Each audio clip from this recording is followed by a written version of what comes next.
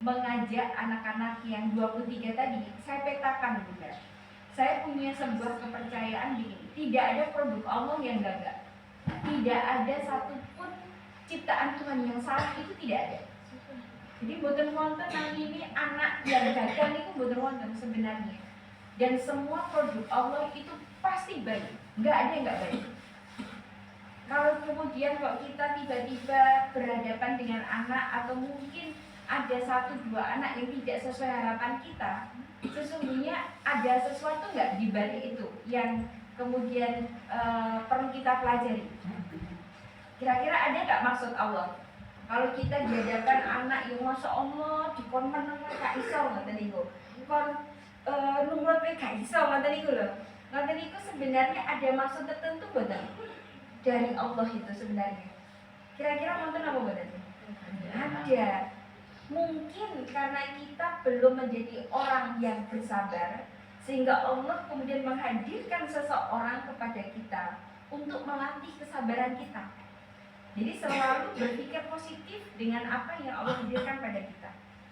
Nah, hari ini saya akan berbagi terkait dengan pengasuhan ramah otak. Mosok yo sing kita lakukan itu yang kita lakukan gak ramah otak sih kan gitu ya. Tapi kira-kira mungkin nggak yang kita lakukan selama ini bersama anak-anak itu boten ramah otak? Mungkin kira-kira mungkin apa boten? Mungkin. Kira-kira mungkin ya. Dari mana mungkinnya? Kira-kira dari mana? Yang nggak ramah itu kira-kira dari mananya? Dari ucapan, dari perilaku, dari sikap. Itu sesuatu yang luar biasa yang didapat oleh anak. Jadi kalau saya seperti ini kita tepuk sate ya. Ngomong kayak boleh adik-adik juga boleh. Tepuk sate.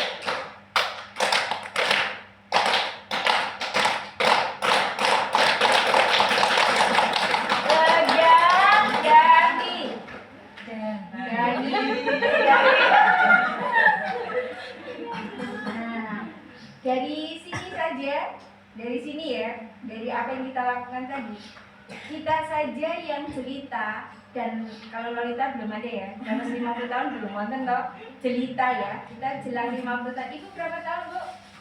Saya 50 lebih. 50 lebih. Saya ini sudah hampir 50.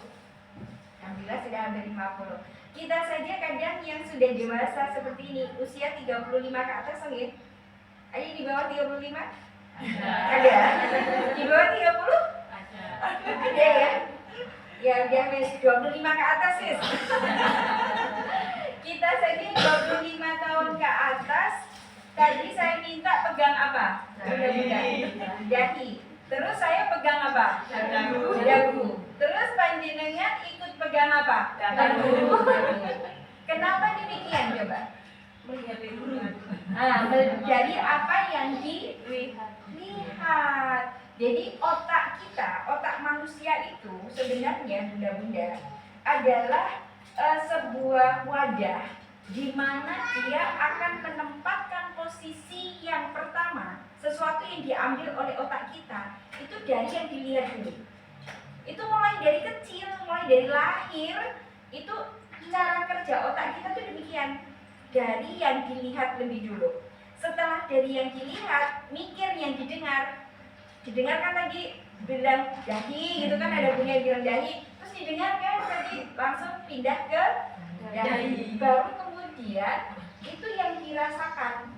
Dan sekarang kalau kita menemui anak yang dia kok misalnya perilakunya belum baik begitu, kira-kira sesungguhnya akar masalahnya ada di mana? Di mana? Di bawah ini, Bu. Saking sinten?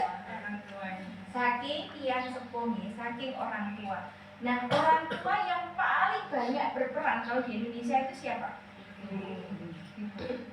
Padahal sesungguhnya kalau orang tua itu kan harus seimbang ya. Ibu dan ayah itu harus seimbang, nggak boleh jomplang gini. Karena kalau ayah itu kurang berperan, pada akhirnya seperti yang kita lihat zaman sekarang ini, anak lebih dekat dengan handphone, dengan gadget. anak lebih seneng nongkrong di warung kopi, anak lebih seneng dia memilih tempat lain daripada rumah dan sekolah.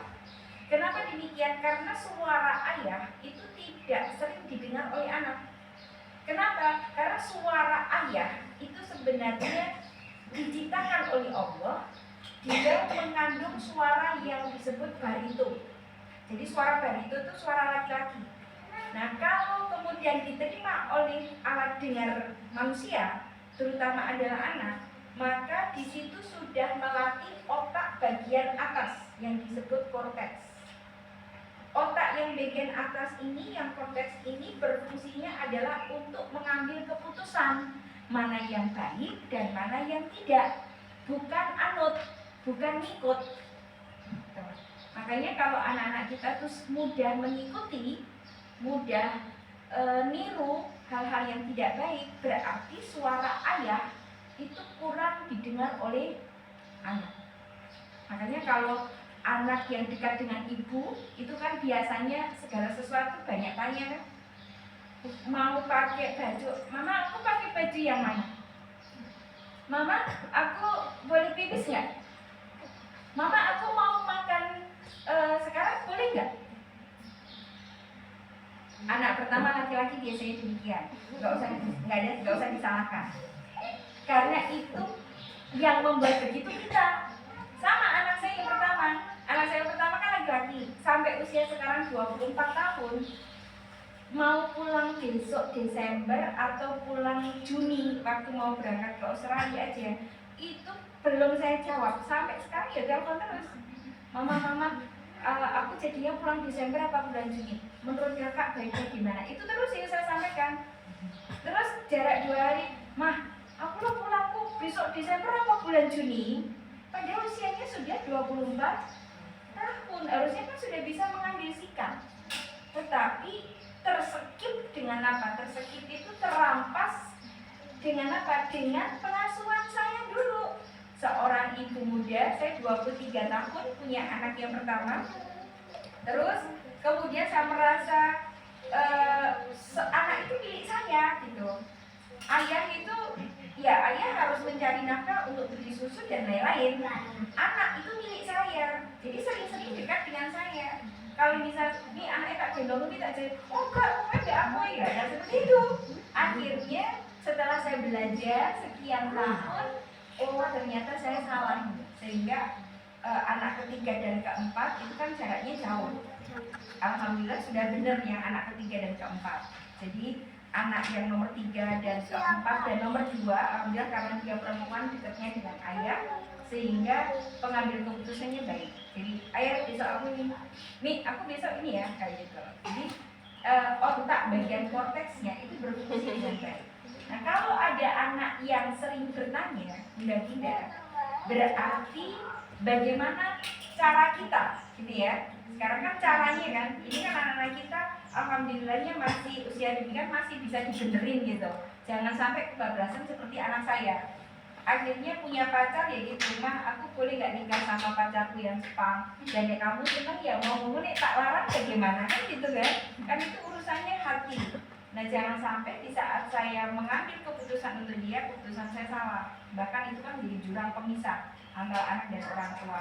Mumpung anak-anak kita masih bisa kita dandani ya bunda-bunda. Jadi bagaimana peran ayah harus kita libatkan? Dengan cara apa? Ini pengasuhan ramah otak yang pertama, yaitu meminta ayah untuk sering mengajak ngobrol anak kita, sering membacakan buku cerita. Jadi tidak usah isi cerita, isi omongan ini loh, tidak usah dipikirkan aku kudu ngomong piye, ngoten niku ndak usah.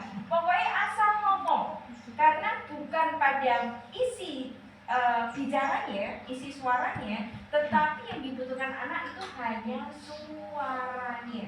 Maka membacakan buku mau menjelang tidur, kok misalkan ada waktu senggang, pulang sekolah, pulang kerja dan lain itu manfaatkan. Ayah itu punya 7.000 kata setiap hari, ibu itu punya 20.000 kata. Nggih, sadar nggih yang sampai tahap ini ngertos nggih? Ibu itu 20.000 kata, ayah hanya 7.000 kata. Tapi ibu dengan 20.000 kata tidak diizinkan untuk anak-anak kita yang sekarang ini, generasi alfa, untuk selalu mendikte anak. Ini merusak otak juga. Anak kita ini sudah bukan generasi Z lagi. Sudah, saya boleh izin berdiri ya. Saya kalau nggak berdiri Bu. Ya, karena apa, saya orang kinestetik. Jadi gaya belajar itu kan ada 4 ya. Kines, auditori, visual, dan campuran. Atau yang sekarang mulai muncul analistis, tapi ini belum fix gitu. Ada auditory kines, ada visual kines gitu. Lah saya itu 3-tiganya ya. Jadi repot. Jadi kalau saya diam meneng ini ngomong ini hilang HP Bu. Jadi blank gitu. Tapi kalau saya bergerak, saya jalan gitu bisa, boleh ya? Jadi mohon maaf loh kalau panjenengan dengan duduk, saya dengan berdiri ya. Jadi anak-anak kita yang sekarang hadir bersama kita itu kan generasi apa? Ali bin Abi Thalib pun sudah menyampaikan jauh hari bahwa inilah anakku sesuai dengan zamannya. Mendidiknya sudah tidak seperti kita dulu. Itu wajib karena itu akan merusak otak anak kita. Jadi ibarat HP. Dulu kita itu adalah HP yang HP tutul-tutul. Yang besarnya 1 batu bata. Gitu, HP Ericsson dulu kan ya. Ini tapi generasi ini semuanya. Kecuali Bunda mungkin seumuran dengan saya.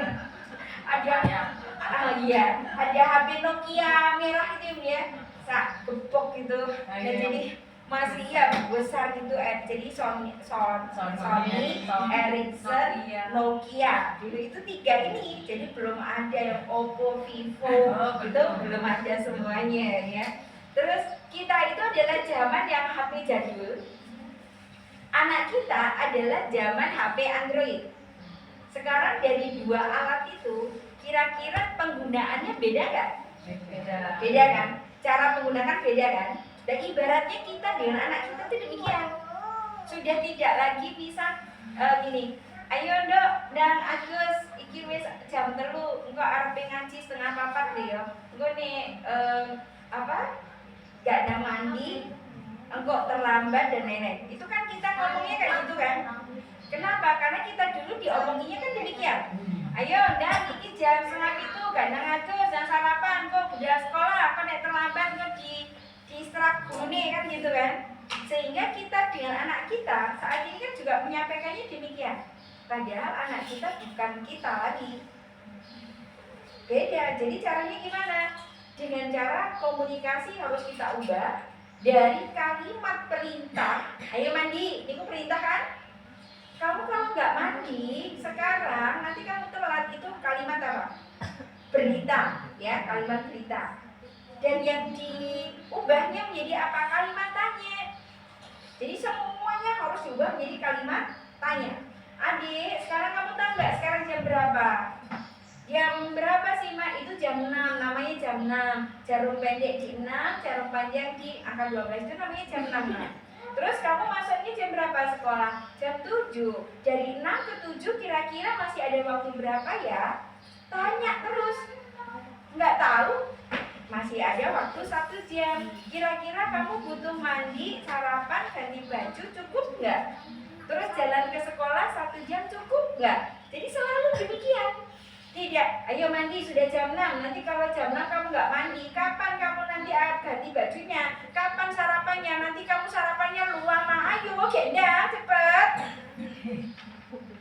Mak banget ya. Nah, akhirnya yang diterima oleh otak anak kita itu adalah sebuah penekanan juga. Kalau anak kita itu dalam pemikirannya, dalam otaknya itu penekanan, maka yang terjadi pada hormon tubuh anak kita adalah hormon kortisol, adrenalin, yang akhirnya merontokkan sinap memori otak. Mudah lupa, mudah marah, mudah emosi, mudah dalam tanda kutip kalau anak istimewa mudah tantrum. Itu yang terjadi. Karena apa? Hormon yang ada dalam tubuhnya adalah hormon kortisol dan adrenalin. Beda dengan yang tadi selalu diajak diskusi. Sekarang jam berapa? Waktunya apa? Kalau kamu ini nanti gimana? Kira-kira gimana? Ibu akan sedih nggak kalau kamu terlambat? Ibu malu nggak? Nanti kalau ibu malu, ibu sedih nggak? Jadi selalu begitu. Sehingga anak yang terjadi pada tubuhnya adalah hormon endorfin, serotonin, dan dopamin. Nah, hormon ini berfungsi untuk apa? Pertumbuhan korteks. Anak bisa seimbang otak kanan, otak kiri. Anak bisa terasah dari semua keunikan yang diberikan oleh Allah. Jadi anak itu siapa sih? Anak itu siapa? Anak itu apa? Bunda-bunda.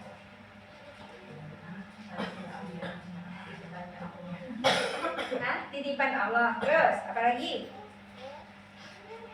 Anak itu siapa? Titipan Allah. Leres. Terus, generasi penerus bangsa dan agama ya bun. Oke, terus cerminan orang tua. Kemarin ditanyakan di SD Bangsal, anak kelas 5. Dia kan ikut seperti ini. Bunda, saya izin tanya apa nak? Apakah benar anak itu cerminan orang tua? Dia tanya begitu. Keren anaknya. Iya, kelas 5 SD dia. Cerminan orang tua, titipan, aset bangsa, agama, apa beli? Apalagi?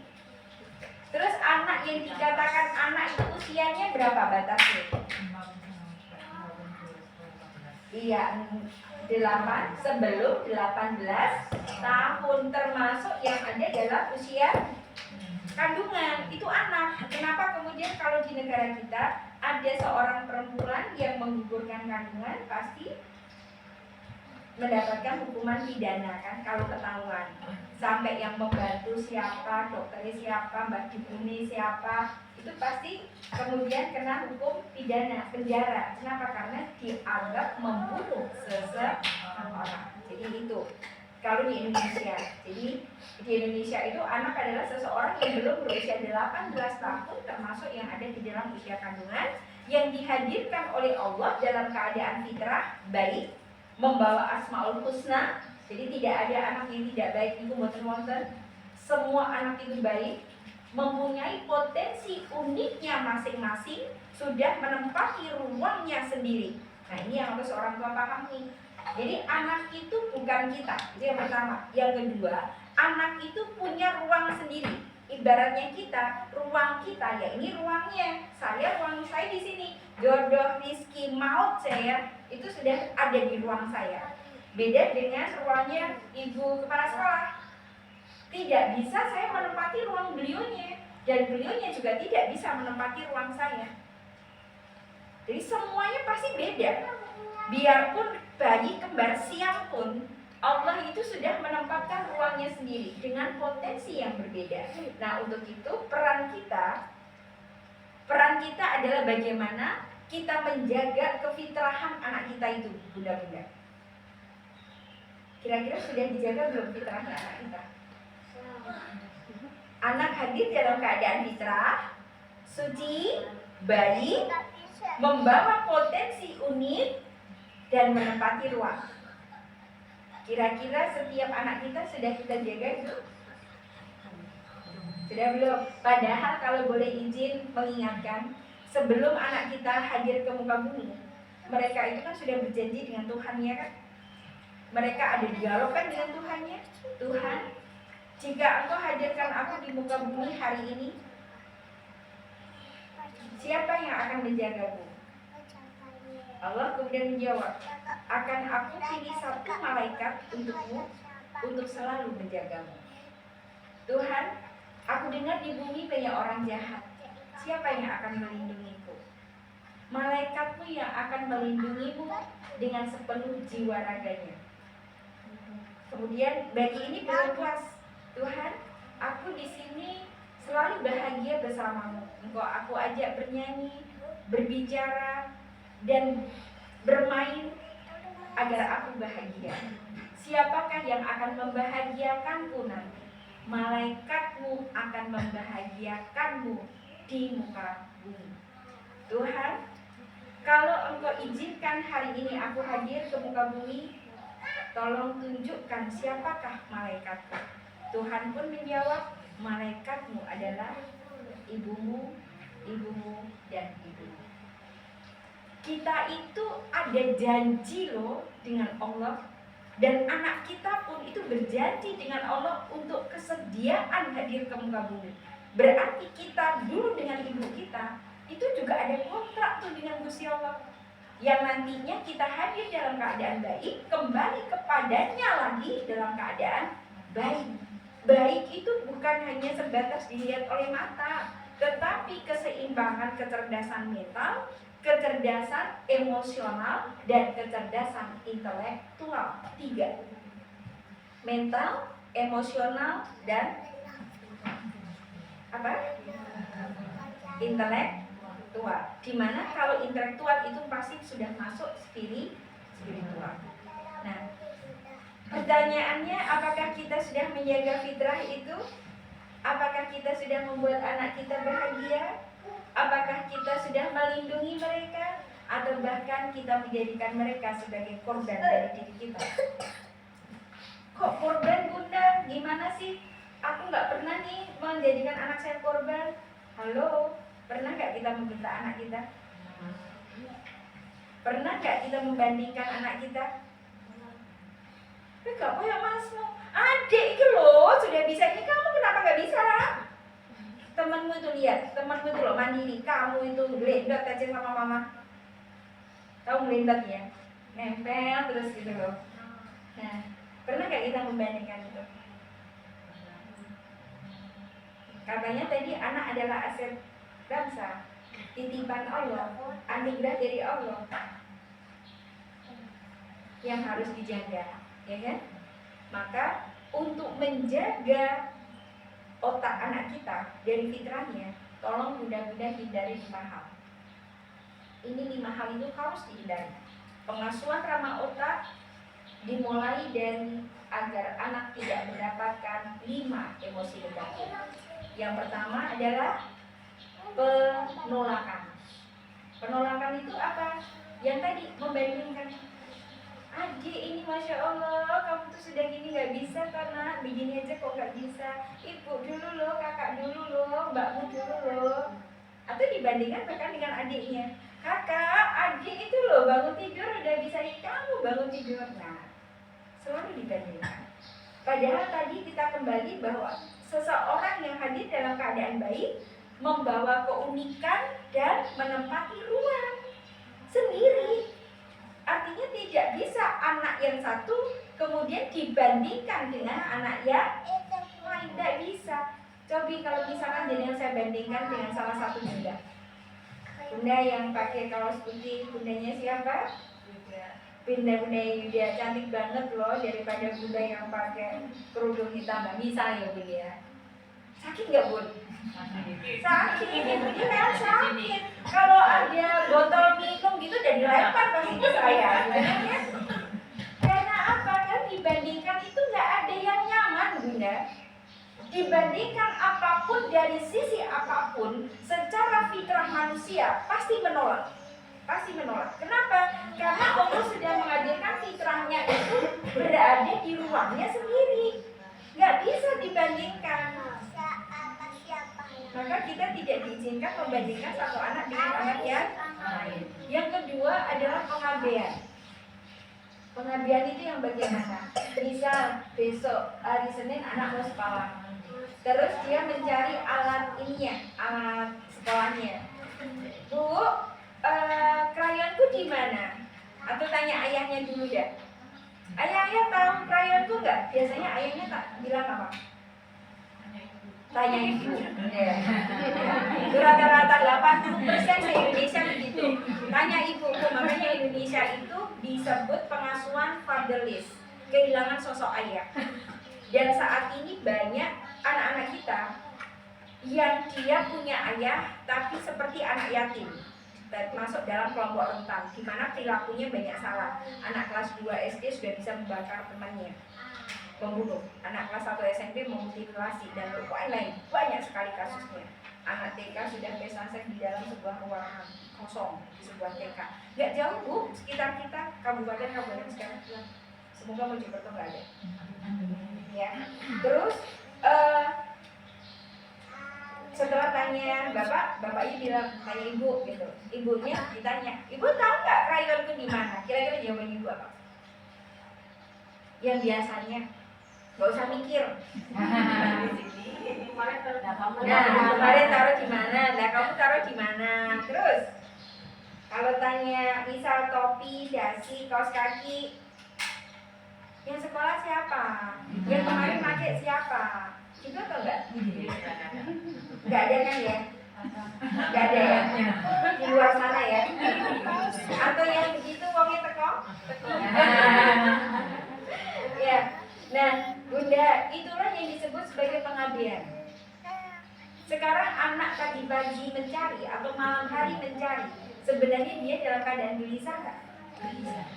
Gelisah. Kita yang orang dewasa saja loh, mau berangkat ke sekolah, mau berangkat ke kantor, kontak nggak ada, ya kan? Gelisah kan? Oh, helm aja loh.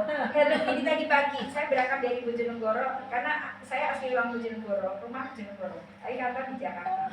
Terus saya motoran. Kenapa saya ambil langkah motor? Karena satu jam 40 menit sampai. Kalau mobil 3 jam. Terus saya, ayah helmku ning dia ya. Ini buat ceritanya aku ngerti ya, aku gak takon gitu. Karena saya sudah tahu ini ya, perilaku kan saya juga S2 di sekolah. Jadi ini aku ngerti ya, aku yang gak tanya. Sama, mungkin kalau anak tahu, dia ya gak bakalan bertanya. Sama seperti kita pada waktu mencari sesuatu, kalau kita tahu, itu tanya gak? Enggak kan? Berarti di saat kita tanya itu kita butuh bantuan gak? Iya, berarti pada saat anak bertanya, sesungguhnya tugas orang dewasanya apa? Menjawab dan membantu kan? Bukan hanya begini, ya kamu taruh di mana kemarin? Yang taruh siapa? Yang pakai siapa? Kira-kira akan tambah gelisah nggak? Itu yang pertama. Yang kedua, tadi kembali pada kalimat saya yang pertama, tidak ada sesuatu terjadi tanpa izin Allah kan? Yang bisa membuat mulut berucap itu siapa? Allah kok. Ini aja loh, belum mata jatuh satu saja kan Allah kan itu, bukan kita. Allah itu sampai tangan kita kok mengambil, berarti yang tangan kita juga itu yang menggerakkan siapa? Allah. Kalau anak kita pagi-pagi berucap, siapa yang menggerakkan mulutnya? Allah. Berarti kemungkinan mungkin 2 hari, 3 hari kemarin kita tuh nggak sempat meluk anak kita. Kita tuh nggak sempat menatap mata anak kita. Kita nggak sempat yang saya mengelus kepalanya. Maka Allah ingatkan kepada kita, hei Bu, anakmu butuh dipeluk, anakmu butuh didekati, anakmu butuh dilekati, anakmu butuh ditatap matanya. Lihat itu matanya ada kerinduan atas dirimu. Bukan yang seperti kita sangka. Di anak itu beda dengan kita. Maka jangan pernah melakukan yang kedua adalah pengabdian. Karena pengabdian ini bunda-bunda, efeknya sangat luar biasa. Luar biasa sekali. Semakin pengabdian ini kita berikan ke mereka, yang kita itu tadi, dia cari sendiri. Kamu itu harusnya mandiri, cari sendiri. Itu kan maksud kita kan? Maksud kita. Tetapi sesungguhnya di balik itu ada maksud Allah yang kemudian dimunculkan melalui situasi yang dihadirkan oleh Allah. Tidak ada yang salah pada orang tua, tidak ada yang salah. Tetapi ada sesuatu yang perlu kita benahi, perlu kita geser. Terus gimana Bu? Saya lagi pulang sambil tinggal sarapan, bapaknya ada bukan di kantor, gitu kan? Tolong dong sampaikan ke ayah. Ayah boleh minta tolong ya, mohon maaf aku tak meladeni anak ini ya. Bentar aja. Kira-kira ayah bisa terima nggak? Bisa. Kok misalkan kita lagi goreng tempe, biasa nih goreng dewe cari, goreng dewe, dewe buat ambek goreng tempe, tolong dong dimatikan atau dikecilkan apinya, diserok, kemudian dekati anak kita. Maaf ya kak ya, kakak bisa cari sendiri kok. Kakak anak ya bisa bertanggung jawab. Ini bu, tangan kita memeluk, mendekat, memeluk kakak. Anak ini bertanggung jawab, pasti bisa mandiri. Yuk kita cari yuk. Itu yang dibutuhkan oleh anak. Kali kakek goreng tempe ini benar. Dan itu nggak butuh waktu 5 menit kok. Tolong praktekkan, nanti nggak akan butuh waktu 5 menit itu. Karena yang dibutuhkan anak ini. Kalau panjenengan melakukan satu tadi penolakan bandingke, 2 kemudian pengabdian, sudah tuntaslah bu apa yang sudah Allah hadirkan pada anak kita. Kebaikannya yang anak hadir dalam keadaan fitrah suatu saat akan membalas dengan berbagai macam perilaku. Membalasnya dengan apa? Salah satunya suka menghibah, suka menggunjing. Padahal kan Allah juga sampaikan kepada kita, sebaik-baik engkau perempuan, sepatut-patutnya engkau pada suami, sholat 5 waktumu tidak pernah engkau tinggalkan, tapi haram hukumnya kamu masuk surga jika engkau masih menggunjing. Sekarang kita mau cari jalan yang mana? Sholat kita 5 waktu nggak pernah kita tinggal, patuh sama suami, tapi kalau kita masih menggunjing, kita ada di neraka. Menggunjing saja. Nah, menggunjing itu akibat dari apa sih bu? Menggunjing itu akibat dari dibandingkan dan diabaikan. Jadi kalau kita tarik garis ke belakang, kenapa kita itu menggunjing nggak sadar, gitu? Gitu ngerasain ini loh. Kan kadang saya ubah deh kalimat saya. Siapa dari kita yang masih suka menggunjing? Nah semua tuh, nah pada saat menggunjing nonton itu panjangnya sadar atau betul? Nggak sadar kan? Saya dulu juga begitu. Nggak ada sesuatu yang baik pada diri saya, nggak ada. Saya sama seperti bunda-bunda. Tapi kita berproses, ya bu ya. Masih alhamdulillah Allah masih memberikan usia. Ayo kita terus berproses menjadi baik. Jadi kenapa kita sampai menggunjing? Karena di saat kita dibandingkan, gak koyok kayo, gak koyok adikmu, kita merasa direndahkan apa benar? Direndahkan kan harga diri kita. Nah di saat direndahkan itu, maka itulah yang disebut sebagai hukuman yang akhirnya apa? Berakibat pada 4 hal: membalas dendam, menarik diri, memberontak, dan mencari celah. Semua bentuk hukuman yang diberikan orang dewasa kepada anak akan berdampak ini semuanya. Memberontak, balas dendam, menarik diri, dan mencari celah. Nah, yang menggunjing tadi apa? Itu bagian dari balas dendam kita. Pada saat kita dibandingkan secara perilaku kita SOK, ya kan? Dibanding orang tua nih SOK lah gitu. Terus ikut meniru yang dibandingkan. Tapi otak bawah sadar kita itu mereka. Dan itu akan kita bawa sampai akhir hayat, rekaman-rekaman itu. Yang akhirnya apa? Sekarang kita mampu untuk menggunjing. Saya menggunjing kami. Misal saya gibah ya, gibah ibu kepala sekolah dengan Bu Yatul. Bunda Yatul, jangan ngerti nggak kepala sekolah gitu. Itu mau lo tekan isu, aku teko isu, dia teko isu. Nah, direspon kan? Iya. Saya bahagia nggak pada saat direspon? Wong gibah ini direspon bahagia kan? Nah, bahagianya itulah sebagai balas dendam di saat kita dijatuhkan, diabaikan dan ditolak. Kalau kita ingin menyelamatkan bangsa kita, generasi kita, maka stop 2 dan sampai 5 nanti. Agar apa? Anak kita selamatnya dunia akhirat, bukan hanya selamat di dunia. Tugas kita. Kalau saya ngomong begitu ingat anak yang terjauh. Jadi sesuatu yang tidak bisa kita cut, misalkan ya kita langsung tolak pada diri kita, nggak apa-apa bu, juga isulah aku langsung ngono misalnya.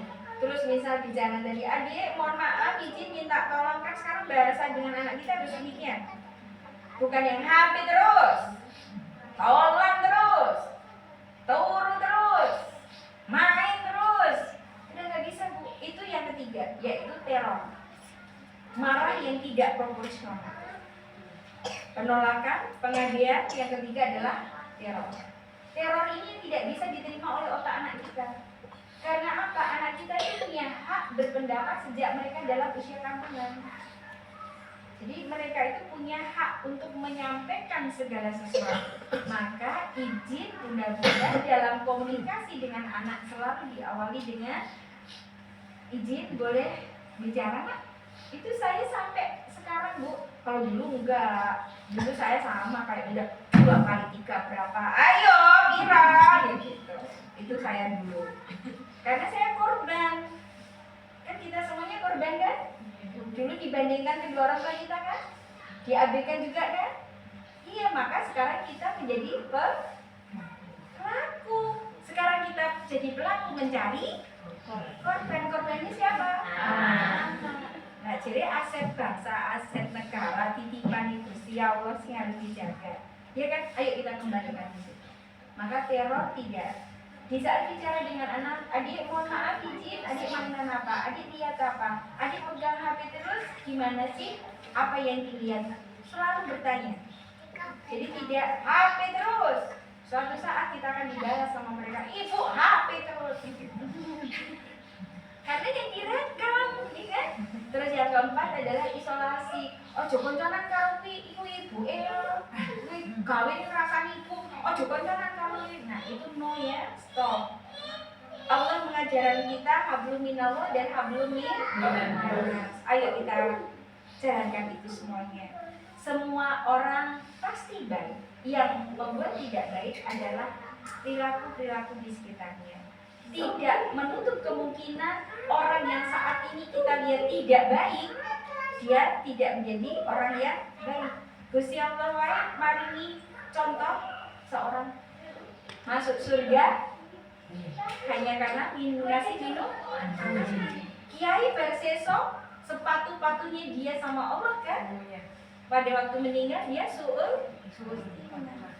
Tidak ada seseorang yang tidak bisa berubah. Maka ayo kita lebih mantapkan saja ke anak kita mana yang baik dan mana yang tidak. Tidak melarang untuk bermain dan berteman dengan siapapun, tapi pantaskan dirinya menjadi anak yang baik dengan kita selalu memberikan contoh yang baik dan kita selalu memberikan lagi kedekatan dan kelekatan agar konteks anak kita itu bisa memilih mana yang baik dan mana yang tidak. Yang kelima adalah merusak moral. Keempat tadi isolasi. Yang kelima adalah merusak moral. Memberi contoh yang tidak baik. Anak yang suka bentak-bentak karena ibunya suka. Anaknya suka diubit temannya karena ibunya. Anak yang suka marah karena ibunya suka. Itu sudah rumus.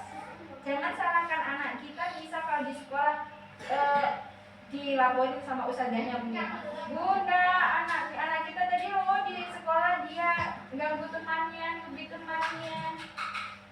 Anaknya nggak salah sebenarnya kalau kita tarik akar masalahnya. Kenapa dia bisa seperti itu? Karena kita ajarkan dalam solusi mencari solusi untuk memecahkan masalah dengan perilaku kami gitu.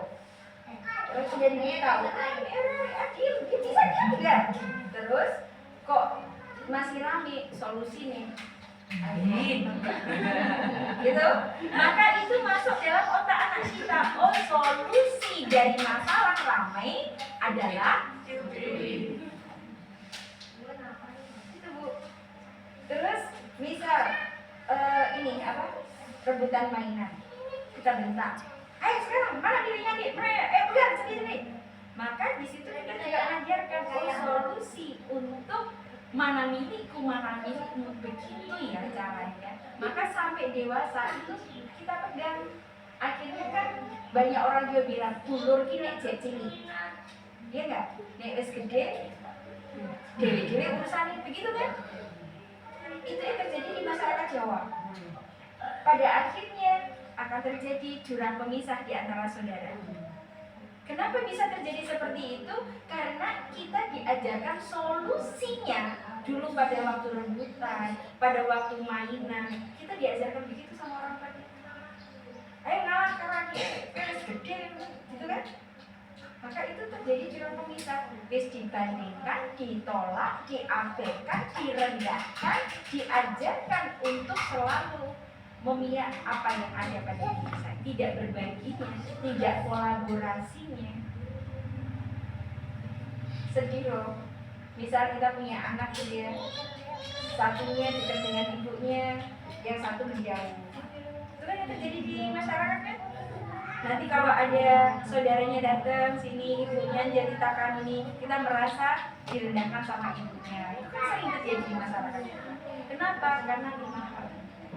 Nah itu bunda-bunda salah satu hal di mana kita dalam pengasuhan ramah otak itu yang kita jaga. Setiap anak punya potensi unik masing-masing. Tidak ada produk Allah yang gagal. Tidak ada satupun ciptaan Tuhan yang salah. Contoh, boten wonten lari ingkang salah itu boten wonten.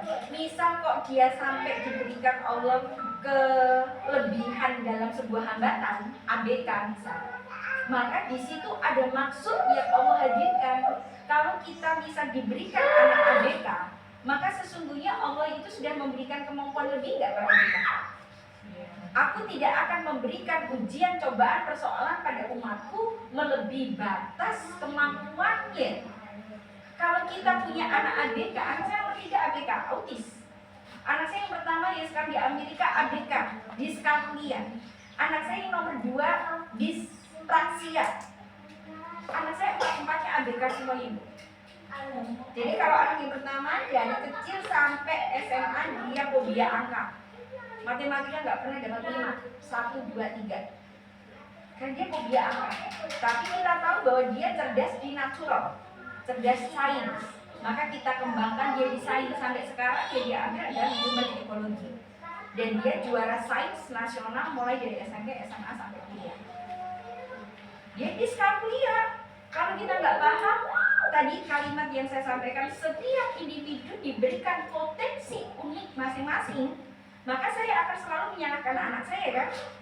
Matematika nggak pernah ada yang bisa gitu kan. Akhirnya rontoklah semua sinap-sinap yang Allah hadirkan. Maka rontoklah semua keunikan yang Allah hadirkan. Tapi yang saya tahu, oh anak saya nek duwe kucing butak-butak. Nek ditukokno dolanan jam 10 esok, jam 10 bengi rusak. Oh berarti dia cerdas di natural, cerdas di sains. Dia mampu mengutak-utik, dia itu sains kan berarti. Maka wes ya, ayo tukokne bukune gua, ayo tukokne bukune Campbell. Alhamdulillah SMP kelas 1 sudah juara sains nasional. Bukan sains yang diadakan universitas, sains yang benar-benar dilaksanakan oleh kementerian. Sampai SMA juara 1 kimia. Jadi biarpun dia angka nggak suka, tapi dia molekul paham banget. Anak yang nomor 2 dispraksia. SD kelas 1 sampai kelas 5 dia belum bisa semua mata pelajaran. Dari anak 25 anak di kelas dia peringkat 24. Itu karena saya kepala sekolah. Nek saya nggak kepala sekolahnya, tapi peringkat 25. Ini sih suka ya. Masuk anak itu bukti kok peringkat nomor selawe gitu ya, dinaikkan sisi peringkat 20. Tapi dia pandai melukis bun. SD kelas 5 dia sudah juara melukis provinsi. Berarti kan dia pandai di spasial. Keunikan dia ada di spasial namanya, cerdas spasial. Maka dari situ, oh ya sudah kita berikan kanvas, kita berikan alat-alat lukis lengkap, lihat-lihatin buku gak enak jelas. Karena dia nggak mau baca. Dari SD sampai sekarang kerja nggak mau baca, karena dia nggak suka dengan melihat huruf. Caranya belajarnya apa? Cara belajarnya kuliah dia sampai 3 tahun terbaik. Itu semua buku kuliahnya dimasukkan dalam aplikasi yang bersuara. Dia pakai headset, kemana-mana dia dengarkan headset, dibaca ke aplikasi. Karena dia adalah anak yang memang auditori, tuntas kan? Kan anak gak harus benar bisa baca, kalau dia paham, ditanya paham kan bisa berarti. Nah makanya calistung itu pun kalau di TK itu tidak diwajibkan sebenarnya. Anak bisa membaca tulis berhitung itu kelas 3 SD Bu. Kalau kemudian anak TK itu apa? Motorik, sensori, dan perseptual motor. Itu yang harus kuat. Kalau 3 ini mereka di skip, maka perkembangan dia akan lambat.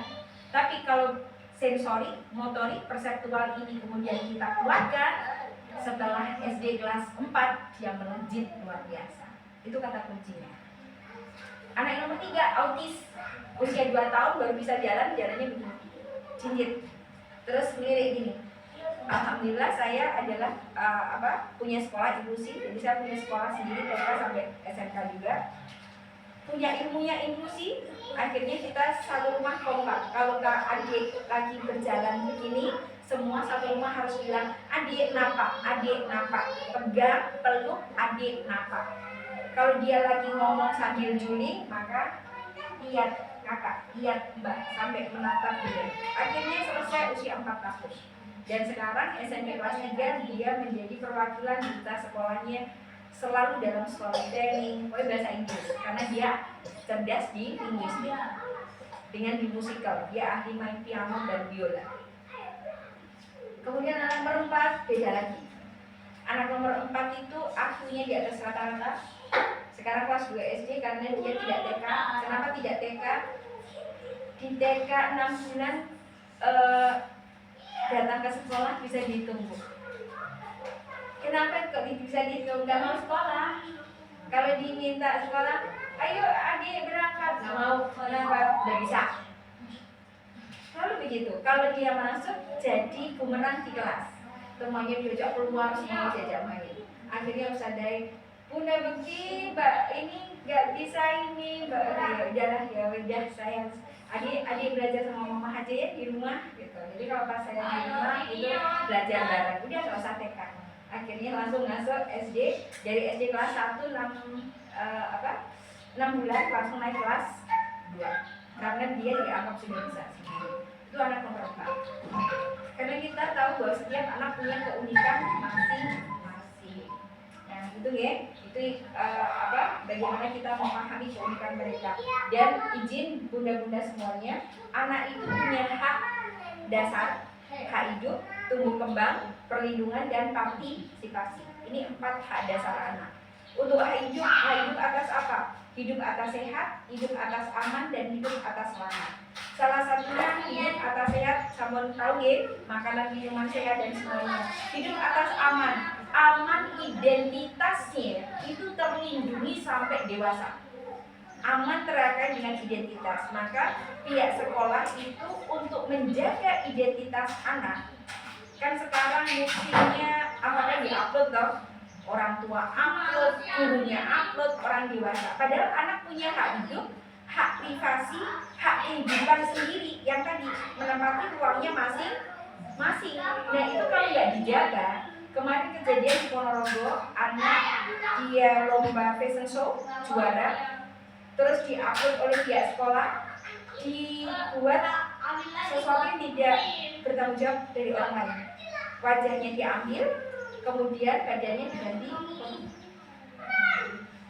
Akhirnya kasus kan, anak tidak mau sekolah, terus dia disalahkan, mau dikeluarkan, kan dianggap pihak sekolahnya adalah memang itu keluarkan anak, padahal enggak. Itu aplikasi yang sekarang banyak itu loh untuk mengganti gitu. Nah, itu menjatuhkan, maka pihak sekolah itu untuk menjaga hak hidup atas aman, salah satunya sekolah harus membuat namanya inform consent. Sudah dilakukan? Inform consent itu surat pernyataan orang tua menyetujui bahwa identitas anak digunakan untuk identitas sekolah. Nah, artinya kalau ada suatu saat anak kita itu videonya diupload, itu tidak ada pertanggungjawaban dari orang tua dan anak. Dan itu tidak kemudian menjadikan sebuah pemikiran bahwa wes diminta tanda tangan kok gak pernah diupload.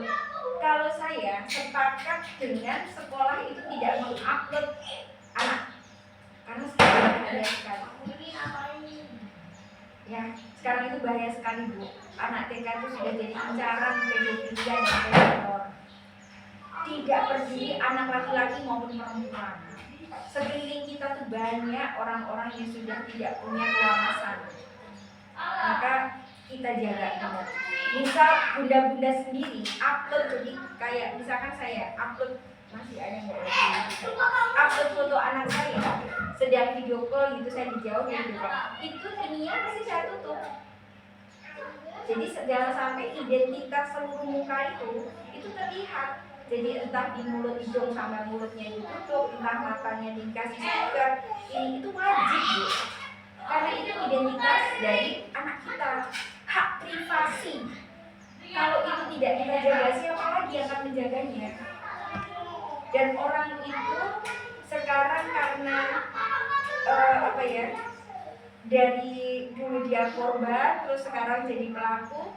Orang yang dulunya korbannya dia dalam dirinya itu pengabdian, pengasuhan dan semuanya itu penuh dalam dirinya, maka dia tidak bisa berpikir waras.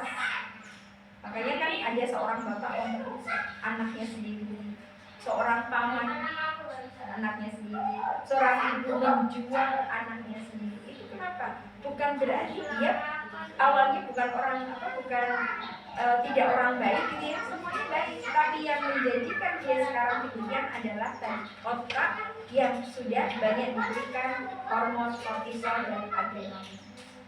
Ciri anak yang sudah mendapatkan hormon kortisol adrenalin itu apa? Mudah marah, mudah galau, mudah risau, mudah takut. Itu adalah anak-anak yang dia sudah mendapatkan hormon kortisol adrenalin. Kalau kita temui anak kita demikian, segera peluk, segera cium, segera minta maaf ke anak kita. Tidak ditunda, ya. Sesering mungkin. Maaf ya, maaf ya Kak. Oke, mungkin itu yang bisa saya sampaikan, bunda-bunda. Mohon maaf keterbatasan waktu karena jam 9 saya harus sudah di SD Sidomulyo.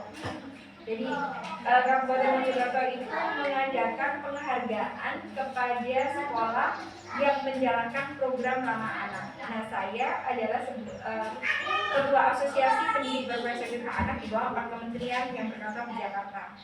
Jadi selama 10 hari saya dikontrak oleh Mojokerto untuk pendampingan sampai tahap penularan. Makanya momen ini digunakan oleh Bunda untuk diculik istilahnya. Ini pun prosesnya panjang Bun, bukan dari kemarin. Bisa, nggak bisa. Itu terus. Karena setelah saya bisa hari Sabtu, dibilang dari dinas. Bu Bekti hari Sabtu kita tugaskan di SMP Negeri 2 Mojosari. Padahal saya udah bilang beliaunya, ya Bu Sabtu, gitu ya. Kayak jadi, Bunda mohon maaf Sabtu ternyata saya harus ke SMP Mojosari sampai jam 1 siang. Terus ya hari Minggu kalau berkenan saja gitu.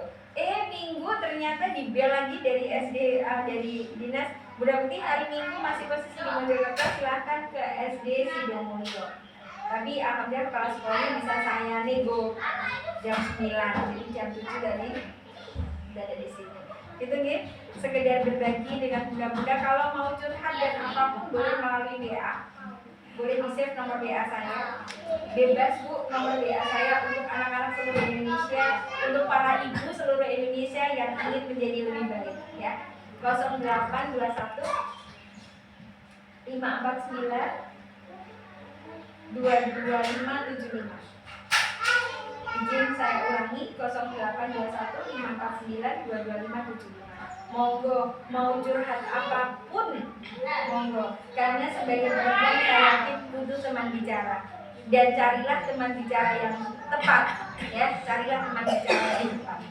Jangan sampai ada teman bicara sahabat yang kita rasa dia tepat, tetapi bahkan sahabat kita adalah seseorang yang belum tepat, gitu ya. Monggo, insya Allah hari ini kita bertemu, berarti Allah mengizinkan kita menjadi seorang saudara, ya. Semakin banyak saudara saya di Kabupaten Mojokerto. Makasih banyak. Mohon maaf, hanya sekilas saja ada yang kita sampaikan, sekelumit dari sejumlah materi yang banyak, gitu ya. Tapi dari sekelumit ini semoga bisa merubah kita, bisa menjadi ibu yang selalu dirindukan oleh anak kita, bukan ditakuti, ya. Jangan sampai kita ditakuti oleh anak. Jadi kalau nanti anak kita udah dewasa, dia selalu curhat dengan kita, punya pacar curhat, dicium pipinya pertama kali oleh pacarnya dia curhat. Bersyukurlah kalau mendapatkan itu, karena kita sudah menjadi seseorang tumpuan mereka. Jangan sampai anak kita curhatnya bahkan di Bahaya banget Bu. Ya, generasi merisaukan, merana, risau kalau rindu kasih sayang dan kurang perawatan, larinya akan ke narkoba dan pornografi. Dan anak kita usia SD kelas 1 se-Indonesia sudah terpapar 80%. Jadi tidak ada yang tidak terpapar.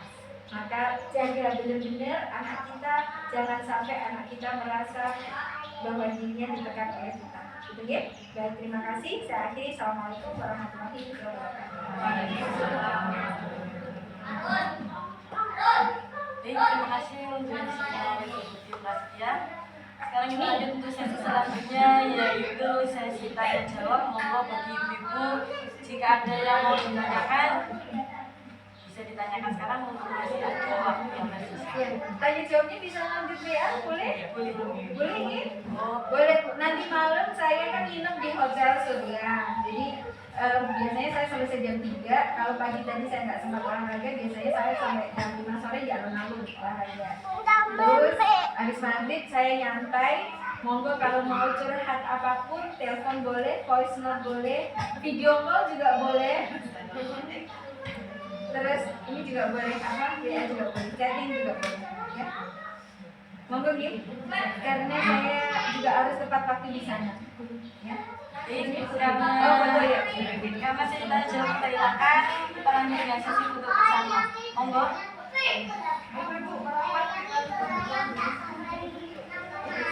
Ya.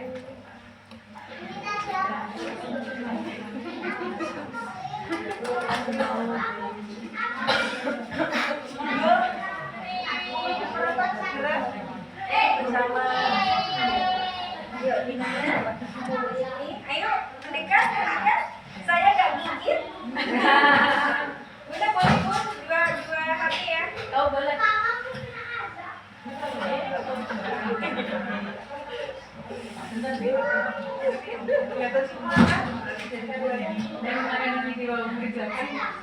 Ya, pakai 0,5 bisa. Iya kan Oh, di depan boleh Bu. Oh, ini ditarik malah.